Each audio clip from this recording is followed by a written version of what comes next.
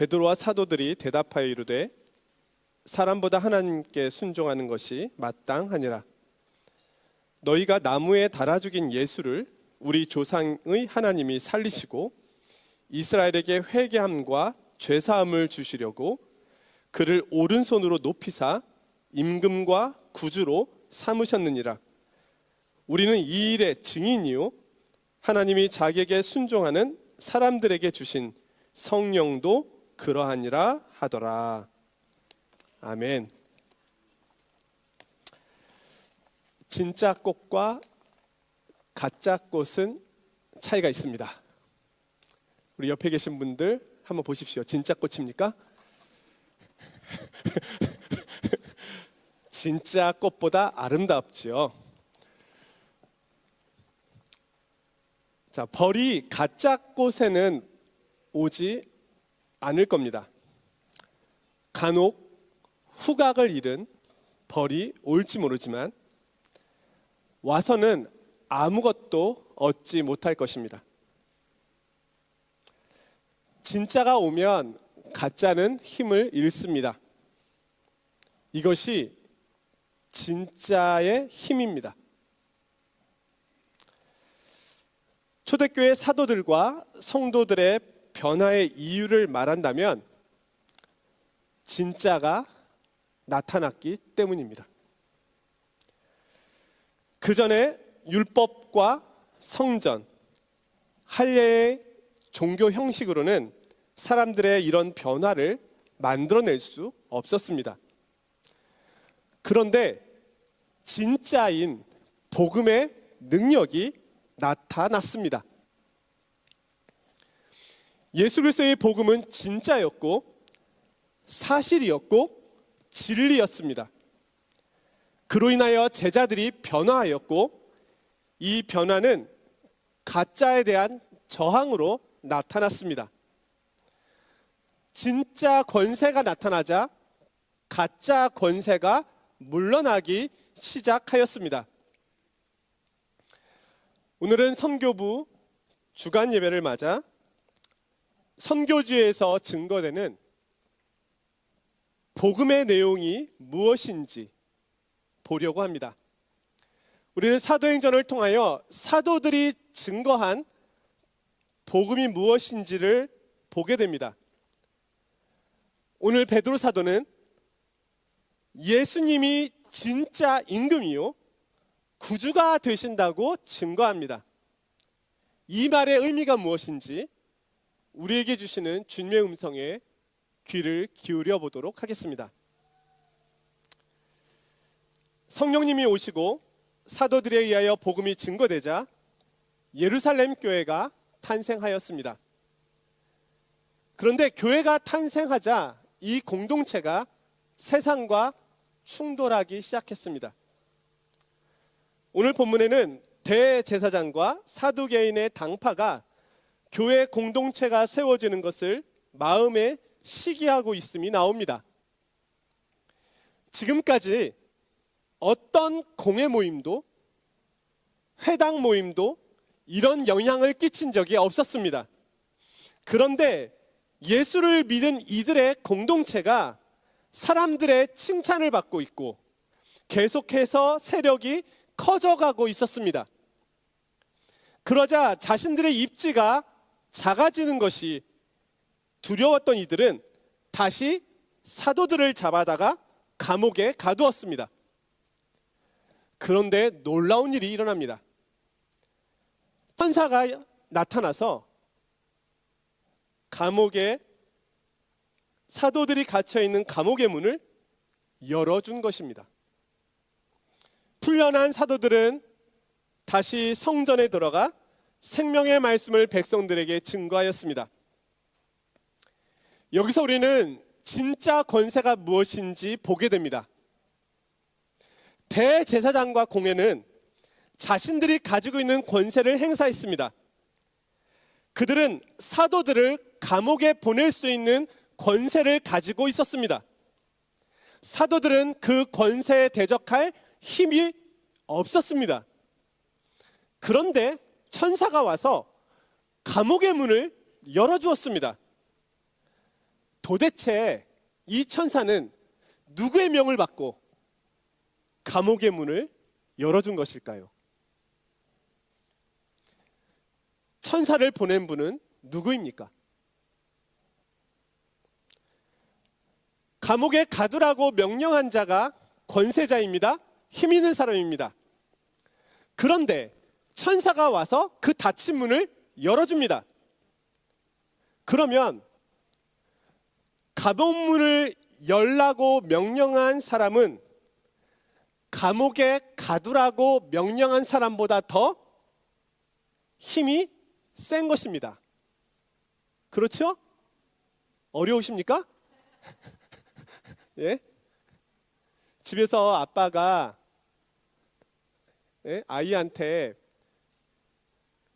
너 게임해도 괜찮아 했는데 엄마가 그만하고 방으로 들어가 했을 때 아이가 엄마 말을 듣고 들어가면 누구 권세가 센 거예요? 엄마가 센 거잖아요. 이해되시죠?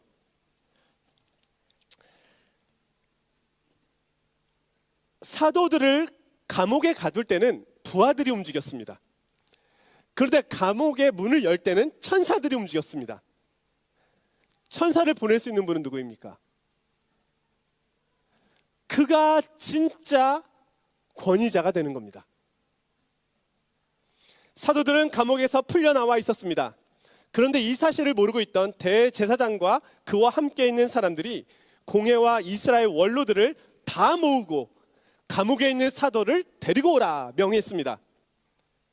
여기에 모여있는 사람들은 이스라엘 최고의 권력과 힘을 가지고 있는 이들입니다. 이스라엘의 정사와 권세가 다 모여 있었습니다. 부하들이 감옥에 다녀온 후에 보고합니다. 옥은 든든하게 잠겨 있고 지키는 사람들도 문에 서 있는데 그 안에는 아무도 없습니다. 신기한 일이 일어났습니다. 아무도 사도들이 감옥에서 나간 것을 모르고 있습니다. 사도들이 성전에서 말씀을 전하고 있음을 알게 된 이들은 다시 사도들을 잡아옵니다. 그리고 공회 앞에 세웠습니다. 그리고 다시 신문합니다. 예수의 이름으로 아무것도 하지 말라고 너희에게 명령하지 않았느냐? 이미 사도행전 4장에서 공회는 베드로와 요한에게 예수의 이름으로 아무것도 하지 말라고 경고한 적이 있습니다. 그럼에도 불구하고 사도들은 예수님의 이름을 증거했습니다. 지금 5장에 와서 이들은 다시 사도들을 잡아다가 경고를 하고 있는 겁니다. 베드로와 사도들이 대답합니다. 사람보다 하나님께 순종하는 것이 마땅하도다.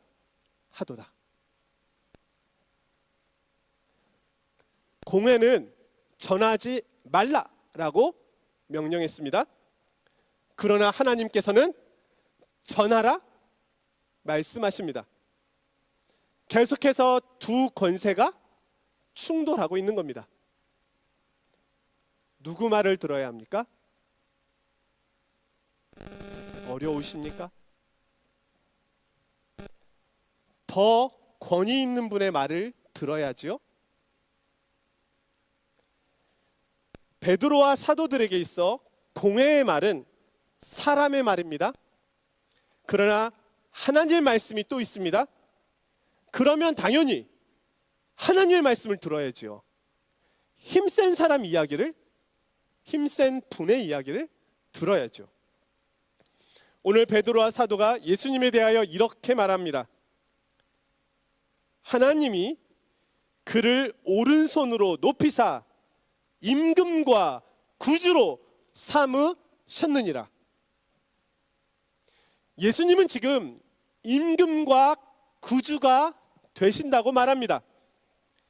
예수님이 임금이 되셨다고 하는 것은 예수님이 승천하시어서 하나님 보좌 우편에 앉아 계시다는 것을 말합니다. 베드로전서 3장 22절에서 베드로 사도가 고백합니다. 그는 하늘에 오르사 하나님 우편에 계시니 천사들과 권세들과 능력들이 그에게 복종하느니라. 하나님 우편은 왕권을 상속받는 왕자의 자리입니다. 하나님께서는 예수님께 하늘과 땅의 모든 권세를 넘겨주셨습니다. 예수님은 왕으로서의 권세를 갖게 되셨습니다. 예수님께서 천사들에게 명령해서 감옥의 문을 열게 하신 겁니다. 예수님의 권세가 공회의 권세보다 큽니다. 하늘 임금의 권세가 땅의 사람보다 훨씬 더 큽니다. 사도들은 이제 임금과 구주이신 예수님의 말씀을 듣겠다고 말합니다. 예수님보다 더 크신 분은 없습니다.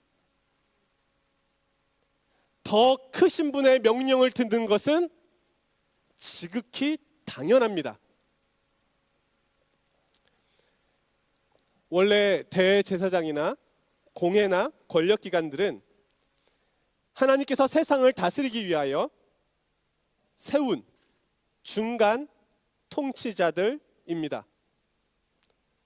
이들은 하나님께서 이 세상과 자신의 백성들을 보호하고 지키도록 두신 일꾼에 불과합니다. 하나님께서 이들을 통하여 하나님의 일을 이루시려고 하셨습니다. 그런데 이들이 하나님의 말씀을 떠나서 지금 스스로 하나님이 되어 하나님을 대적하고 있습니다. 마치 아담처럼. 그들은 하나님께서 부여하신 역할을 잊고 하나님의 나라가 아닌 자신의 나라를 세우기 위해 스스로 권력과 힘을 행세하고 있습니다. 그들은 백성과 권력은 두려워하면서도 정작 하나님은 두려워하지 않고 있습니다. 마치 파라오 왕처럼요. 하나님께서는 순종하지 않고 하나님을 대적하는 이들과 함께 일하실 수 없습니다. 하나님은 이제 다른 통로로 일을 하십니다. 그것은 공회원들을 거치지 않고 직접 자신에게 순종하고 있는 사도들을 통하여 일하시는 겁니다. 공회원들은 하나님께로부터 패싱당했습니다. 이것은 이제 그들이 가지고 있는 능력과 권세가 힘을 잃었다는 것을 의미합니다. 그들이 가지고 있는 힘은 하나님과 상관없는 탐욕과 이기적인 힘일 뿐, 하나님께서는 그들을 사용하지 않기로 결정하신 겁니다. 그로 인하여 예수 그리스도께서는 그들과 상관없이 직접 감옥의 문을 여신 겁니다. 하나님의 나라를 대적하는 그들의 권세와 힘은 무력화되었습니다. 이 일은 마치 우리에게 이렇게 말씀하고 있는 것입니다. 너희들이 도대체 누구이길래 나의 일을 방해하고 있는가? 너희들이 나의 말에 순종하지 않는 이상 나는 너희에게 준 그 권세와 힘을 빼앗아서 내가 직접 다스릴 거야. 너희가 아무리 감옥문을 굳게 잠근다 하더라도 나는 그 문을 열 거야. 내가 진정한 권위자지. 이 백성은 너희의 백성이 아닌 나의 백성이야. 내가 참 임금이고 내가 참 구주이다. 공회의 권세자들은 예수님을 십자가에 못 박아 죽였습니다. 그런데 예수님은 부활하셨습니다. 이들이 가진 권세는 율법을 가지고 정죄하는 권세였습니다. 그들은 자신들의 권세를 남용하였습니다. 그러나 예수님께서는 그 권세를 깨뜨리시고 다시 살아나셨습니다. 예수님께서 그들의 잘못된 권세를 부수신 겁니다. 오늘 성경은 30절에 말씀합니다. 너희가 나무에 달아 죽인 예수를 우리 조상의 하나님이 살리셨느니라. 이들은 예수님을 죽였지만 하나님께서는 예수님을 살리셨습니다. 하나님께서 예수님을 인정하셨습니다. 그가 옳다고 말씀하십니다. 하나님의 권세가 이들의 권세보다 훨씬 더 큽니다. 그 권세가 참된 권세입니다.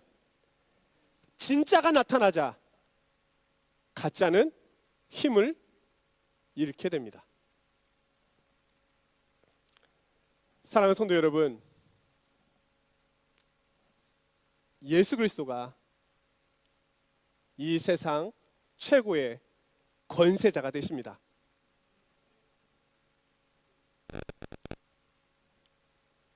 그분만이 진짜 임금이요 구원자가 되십니다. 우리가 그분을 믿고 그분의 말씀을 듣고 그분께 순종하는 것은 너무나 당연한 일입니다.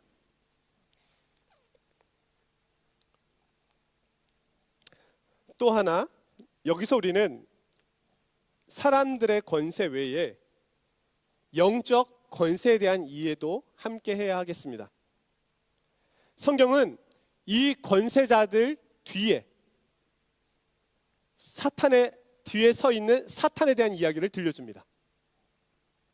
사탄은 예수님께서 공생애를 시작하실 때도 시험하였고 가룟인 유다의 마음을 조정하기도 했습니다. 사탄은 사람들의 마음을 충동시켜서 하나님의 뜻을 가로막습니다. 요한계시록에 보면 사탄이 타락한 권력자들을 이용하고 있음을 보여줍니다. 요한계시록에 언급된 권세자들은 이 세상에 나타난 모든 타락한 권력자들을 상징합니다.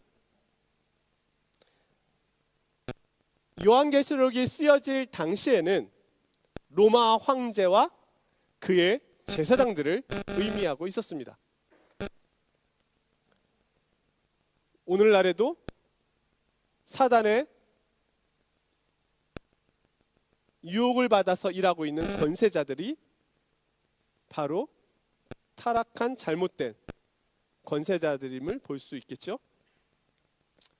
자, 사탄은 타락한 부와 권력 뒤에서 일합니다. 그들의 권력과 부를 이용하면 하나님의 나라를 대적하는 것이 보다 쉽기 때문입니다. 그들로 하여금 악을 행하게 하고 사람들을 노예화시키는 것이 수월합니다. 물론 우리는 모든 권력자들을 악하다고 말해서는 안 될 것입니다. 그러나 사탄이 권력자들과 물질을 통해서 일한다는 사실을 꼭 기억은 해야 합니다. 사탄은 지금 공예와 권력자들 뒤에 숨어서 하나님의 아들을 못 박아 죽였고 그의 제자들까지 박해하고 있습니다. 사탄이 가진 무시무시한 무기가 세 가지 정도 있습니다. 하나는 거짓, 또 하나는 정죄, 또 하나는 죽음입니다. 이 무기를 대적할 사람은 아무도 없습니다. 그러나 예수님께서 이들의 무기를 빼앗으시고 이들을 무력화하셨습니다. 거짓은 진리로, 정죄와 죽음은 십자가의 죽으심과 부활의 능력으로 사단의 모든 권세를 무너뜨리신 겁니다. 무력화된 사탄은 믿음의 성도들을 공격할 수 있는 힘을 잃었습니다. 하지만 사탄은 여전히 예수님의 권세를 믿지 않는 이들 뒤에 숨어서 자신의 권세를 행사합니다. 그리고 그들을 통하여 하나님의 나라의 복음이 증거되는 것을 방해하는 것입니다. 바울 사도는 에베소서에서 이 영적 존재와 계속적인 싸움이 있음을 말합니다. 우리의 씨름은 혈과 육을 상대하는 것이 아니요 통치자들과 권세들과 이 어둠의 세상 주관자들과 하늘에 있는 악의 영들을 상대함이니라. 사탄은 지금 공회원들 뒤에서 그들이 가진 부와 권력 뒤에 숨어 사도들을 박해하고 있습니다. 그것은 하나님을 대적하는 일이며 불의한 일입니다. 하지만 소용없습니다. 감옥문은 계속해서 열릴 것이기 때문입니다. 그들의 권세는 힘을 잃었습니다. 이제 예루살렘 도시는 변화하고 있습니다. 사람들은 사도들과 하나님 나라 복음을 통하여 그들이 순종해야 할 참 권위자가 누구인지를 증거하고 있습니다. 참된 권위자는 하나님 나라의 임금이요 구주 되신 예수 그리스도 뿐입니다. 진짜 권위자가 나타나자 유대 사회와 로마 사회는 진동할 수밖에 없었던 겁니다.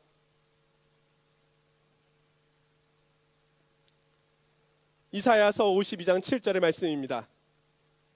좋은 소식을 전하며 평화를 공포하며 복된 좋은 소식을 가져오며 구원을 공포하며 시온을 향하여 이르기를 내 하나님이 통치하신다 하는 자의 산을 넘는 발이 어찌 그리 아름다운가. 오늘 본문에 나타난 복음과 선교의 내용은 이것입니다. 예수님께서 온 세상 나라의 임금과 구주가 되신다는 말입니다. 그분이 통치하십니다. 새로운 나라, 하나님의 나라가 왔습니다. 이 나라에 저항하는 모든 권세와 노력은 무너졌습니다. 이 나라의 권세 앞에 모두가 엎드려 순종하는 것이 마땅한 것입니다. 예수님의 권세가 최고의 권세이며 유일무이한 권세가 됩니다. 사랑하는 성도 여러분, 예화 하나가 말씀을 준비하면서 떠올랐는데요. 예화 제목이 하나님은 이럴 때 웃으신다입니다. 부모가 자녀에게 너의 미래는 내가 책임진다. 그럴 때 하나님은 웃으신다. 교수가 학생에게 자네의 인생은 내가 책임지겠네. 그럴 때 하나님은 웃으신다. 의사가 환자에게 환자분의 생명은 제가 책임지겠습니다. 그럴 때 하나님은 웃으신다. 우리의 인생의 생명과 삶의 주권은 나에게도 어느 누구에게도 권세자에게도 있지 않습니다. 우리 주님께 있습니다.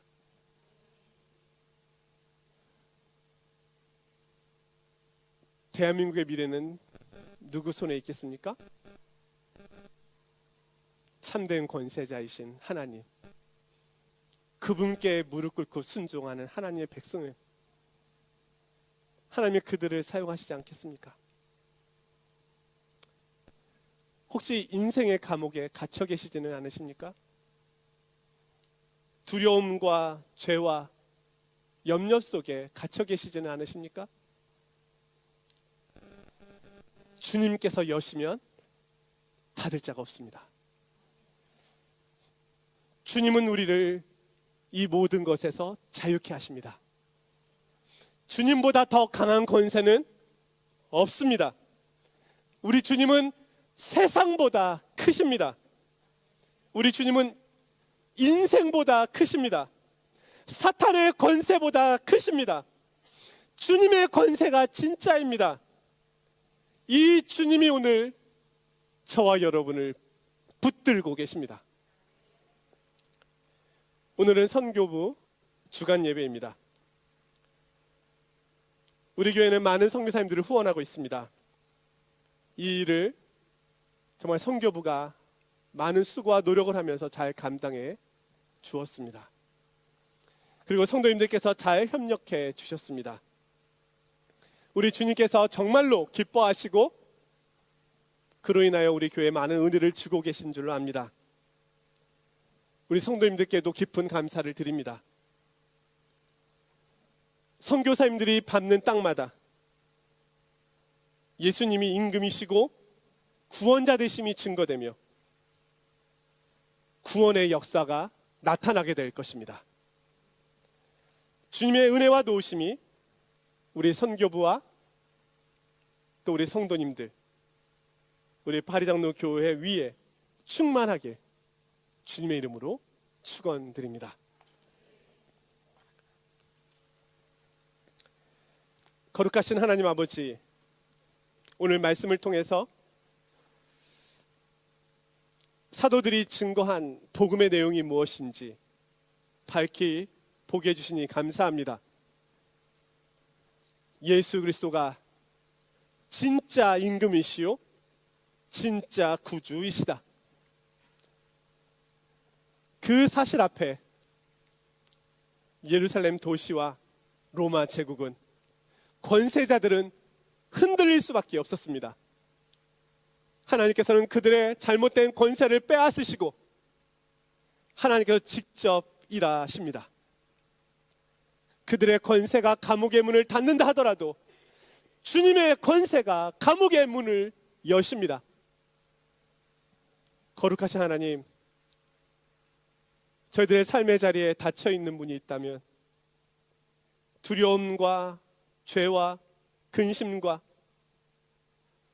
칠흑같이 어두운 감옥과 같은 그런 상황 속에 저희들이 있다면 우리 주님은 그 문을 여실 수 있는 분입니다.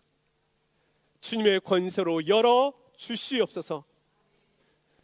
죄를 책망하시고 어둠을 책망하시고 사단을 책망하시고 저희들을 자유케 하시는 복음의 능력이 저희들의 삶의 자리에, 그리고 나아가 선교사님들이 증거하고 있는 복음의 현장 속에 하나님의 능력으로 나타나게 하여 주시옵소서.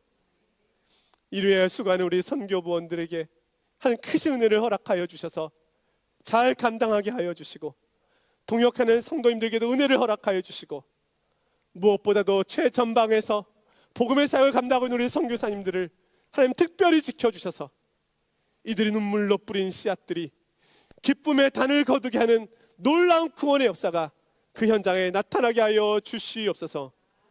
예수 그리스도의 이름으로 기도드리옵나이다. 아멘.